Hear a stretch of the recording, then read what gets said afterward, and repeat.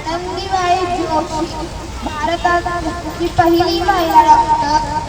ज्या देशात माझ्या धर्मासकट मी मान्य नाही, तो देश मला मान्य नाही, असे ठणकावून सांगणारी भारतातील पहिली महिला डॉक्टर आनंदीबाई गोपाळराव जोशी बोलते.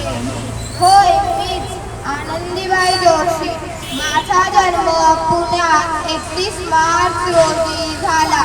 माझे जुने नाव यमुना होते. लग्नानंतर गोपाळरावांनी माझे यमुना हे नाव बदलून आनंदीबाई असे ठेवले. लग्नानंतर 14व्या वर्षी एक मुलगा झाला, पण दुर्दैवाने वैद्यकीय सेवा न मिळाल्याने तो 10 दिवसच जगू शकला. हीच खंत मला वैद्यकीय शिक्षणाकडे खेचून घेण्यास कारणीभूत ठरली. कष्टाच्या व जिद्दीच्या जोरावर मी अभ्यास पूर्ण करून MD ही पदवी मिळवली. यासाठी माझा सन्मानही करण्यात आला. भारतातील पहिली डॉक्टर म्हणून सर्वांनी प्रशंसा केली. स्वप्न पूर्ण झाले.